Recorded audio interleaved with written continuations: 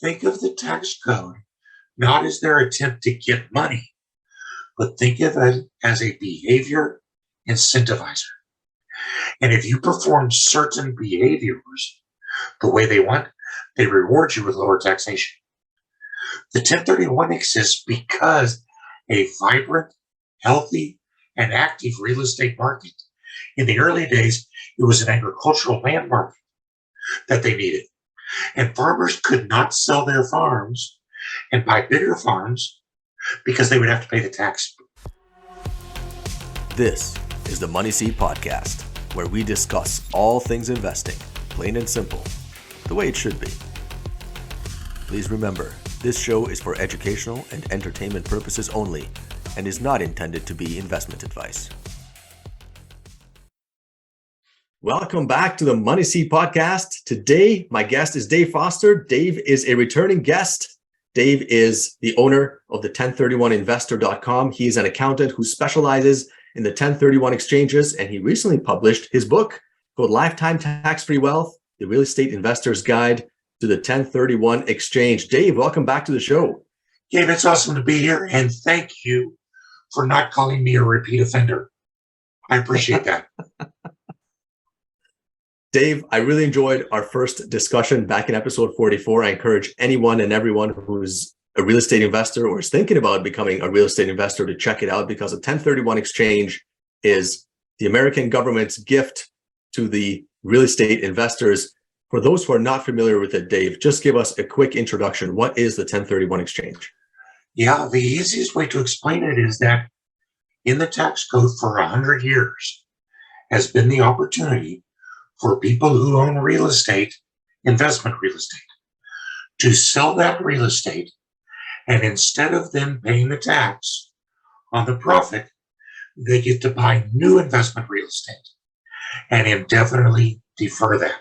So basically what you're doing is you're getting to use the government's dollars to reinvest for your benefit, because as long as that stays deferred, you're making the money off of it. So imagine the power of, say, a $20,000 tax bill that you get to use for your benefit. And then the next time that turns into a $40,000 and then an $80,000. And all of a sudden, by the end of your investment career, you're generating income for you made off of $100,000 or $200,000 in the government's money. It's the greatest form of compound interest I can imagine.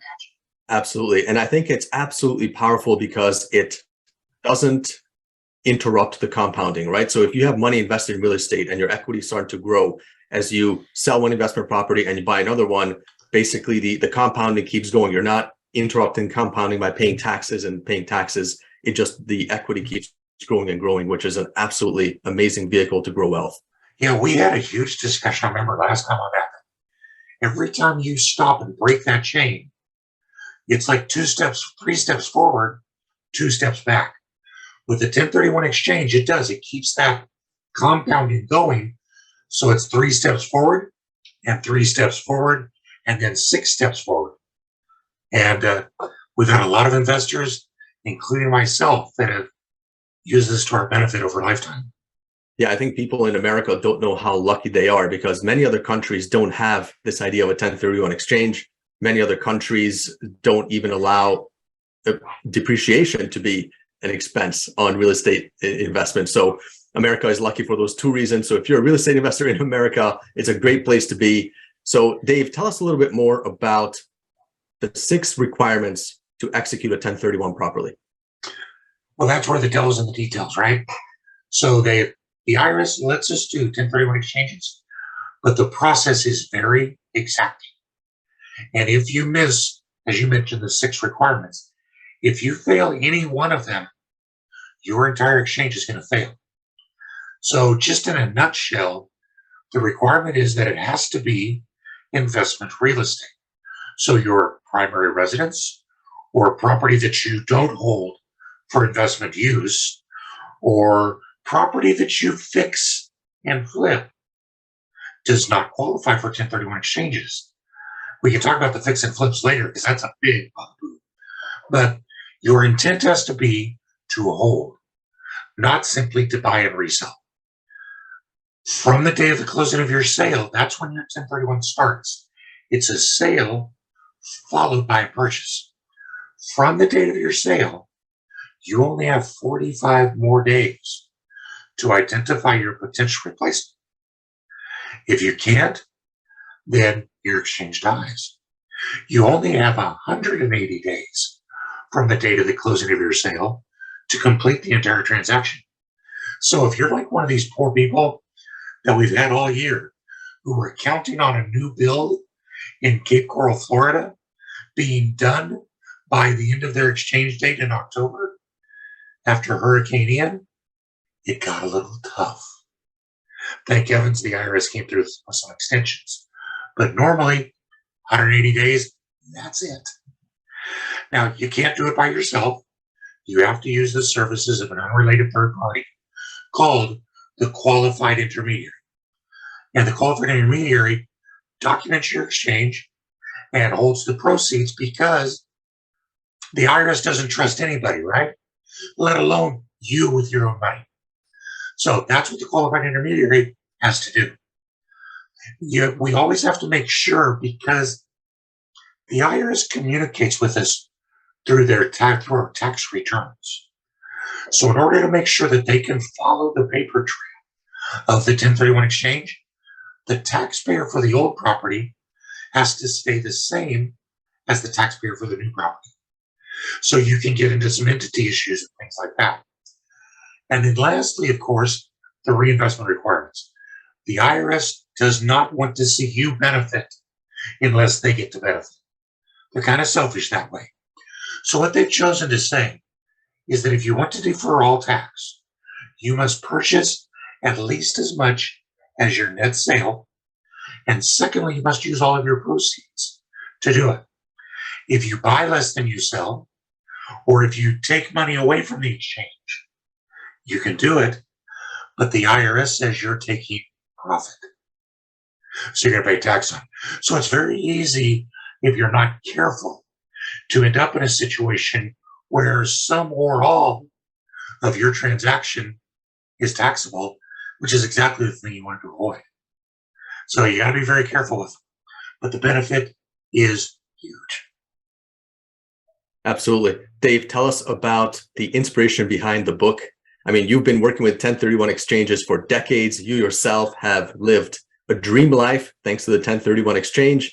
And now you've written a book. What can people learn from the book? Well, the book is all about what's occupied my brain for the last 24 years. And that is, number one, achieving dreams. Followed by, number two, avoiding taxation. My entire life is surrounded by avoiding taxation, because that's what I've seen as the one thing that separates the people who really make it from those who continue to struggle. Because the common mantra, I mean, you could probably repeat it with me, in real estate is, you make your money in real estate when you buy it, right? And I get it. It makes total sense, because the idea is you've got to find the good deals. If you buy it right, it will make money for you. Very true. But equally important is my own personal mantra, which is, what's equally important is that the way you sell it determines how much of that you get to keep. And that takes us all the way back to that compounding effect. So achieving dreams, avoiding taxation, the 1031 exchange, that's been the focus of my life. We took, as you're well aware from our last visit, we took a portfolio of real estate from Denver, Colorado to Connecticut to Florida over the course of 10 years without paying a penny in capital gains tax on real estate transactions, and managed to buy a 53-foot sailboat. And there actually is a picture on the back cover of that sailboat that we were able to raise our family on for 10 years using profits from a fleet of vacation rentals that we had all deferred the tax on.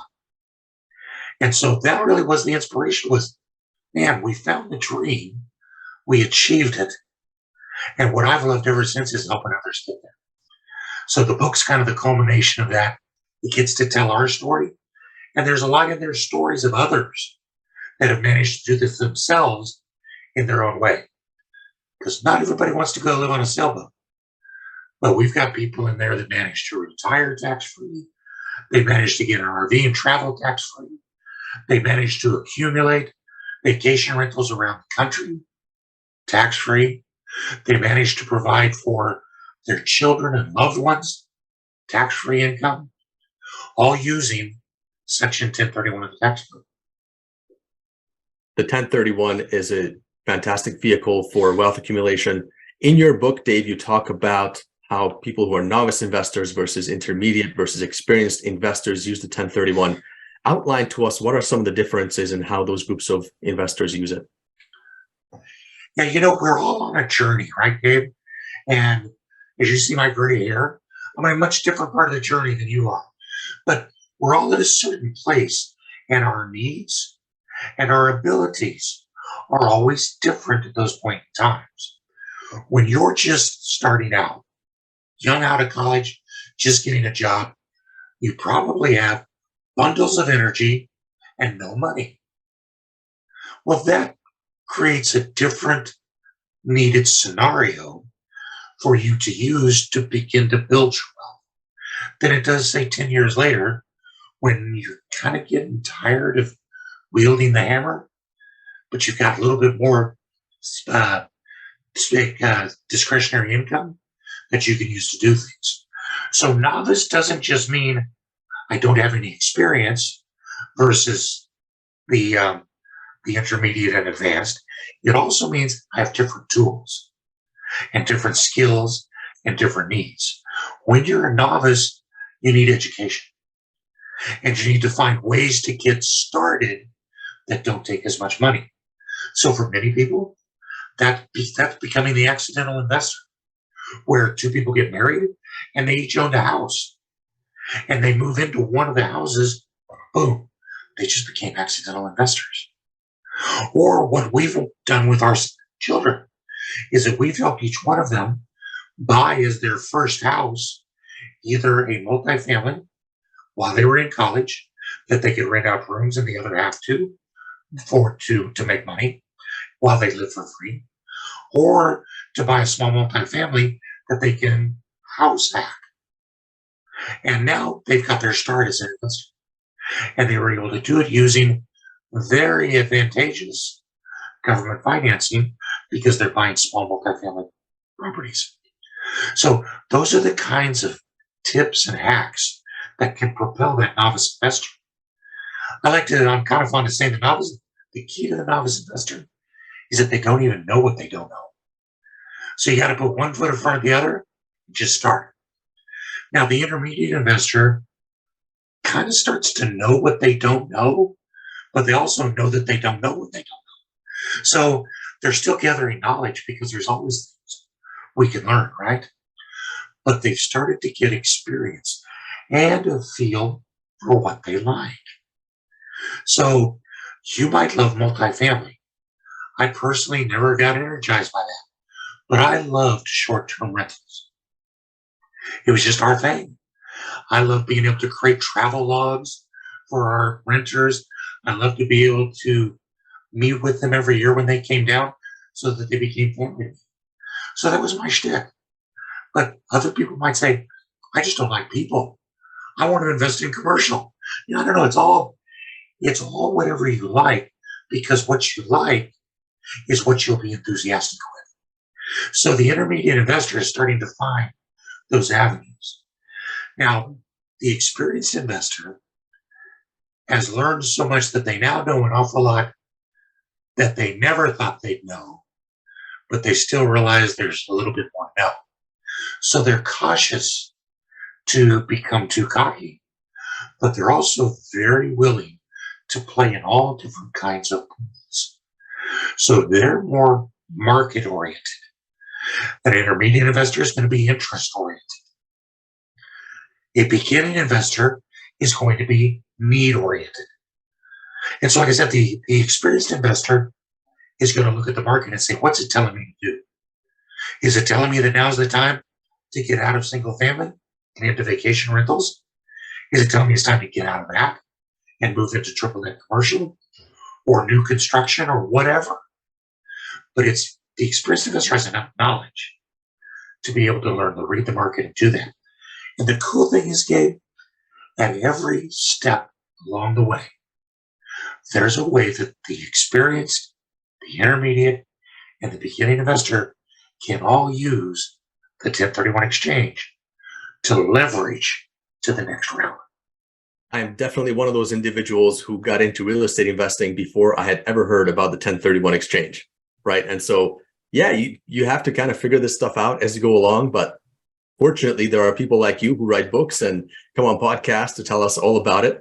And for those who want to learn more, what's the best way they can reach out to you? We've created an entire website that is just focused on education. How people can use the 1031 exchanges, calculators, access to us personally for calls, videos, and everything. And of course, if I got a new book out, you can check it out on Amazon. I love how it really is designed to take you throughout your life, stage by stage, and use the 1031. And I'll let you pump it if you want. I'll put those links into the show notes, Dave, because this book is quite good. I'm definitely going to get a copy myself as well. Again, the book is called Lifetime Tax-Free Wealth, the Real Estate Investor's Guide to the 1031 Exchange. And you can visit Dave at 1031investor.com. And please make sure you check out episode 44 of the Money Seed podcast, where Dave and I go into more details on, I remember you and I talked about things like how to get out of the 1031 exchange, how to basically what are some of the off ramps so that you don't get stuck with a huge capital gains tax bill at the end of the road. There's all kinds of good tips that you had for us in that episode as well. Let's give you a test real quick. Do you remember the 4 Ds? Yes. What was the first D? Defer. Second one was defer. Third one was defer. And I think the fourth one was defer, or maybe death. I don't recall. Death. It was to die. Exactly. As long as you keep selling and doing 1031s, you can move your property into any type, anywhere in the country, from active to passive. And when you die, your heirs get it at a step up in basis. So the tax literally disappears. So I don't know how it could get much better. I was quite amazed when I first heard it. I didn't think the tax code was going to be that good to real estate investors, because usually I start from like basically no expectation, right? Like the base expectation is the tax code is out there to just basically screw me over. And when I heard about the 1031 exchange with some of the tricks that you mentioned in the other episode, as well as your book, Dave, I was quite pleasantly surprised that there are some really nice gifts that the IRS has given us. Here's a different way to think about that. Instead of thinking, and I'm with you, it's like the IRS and screw you. That kind of goes hand in hand with it. But a mentor of mine once said, Dave, think of the tax code not as their attempt to get money, but think of it as a behavior incentivizer. And if you perform certain behaviors the way they want, they reward you with lower taxation. The 1031 exists because a vibrant, healthy, and active real estate market. In the early days, it was an agricultural land market that they needed. And farmers could not sell their farms and buy bigger farms because they would have to pay the tax in between. So it kept them from going bigger. It kept new farmers from starting. And our nation desperately needed agribusiness. Now, put that in today's perspective. Without the 1031 exchange, I'm not going to sell my properties. So that means the person waiting to buy less expensive properties can't get in. It means the realtors go hungry, inspectors go hungry, title companies go hungry. 1031 feeds a lot of people. And all it costs the government is some capital gains money. So they really do want to see it in place. That's a great way to describe it. So yes, I agree. The tax code is a way to incentivize people to behave in a certain way that benefits the country. And I think that's a great way to look at it. Let's end that on a positive note. Dave, thanks very much for joining us today. And I hope to have you back in the future, man. You're a very entertaining guest. We had a lot of good feedback on the first time you were on as well. Hey, my pleasure. Anytime. Have a great day. Thanks. Hey, thanks for joining us for another episode of the Money Seat podcast. Please remember to click like and subscribe. It really helps spread the message to other investors, and it helps attract new viewers to the show. We appreciate your support. Thanks very much.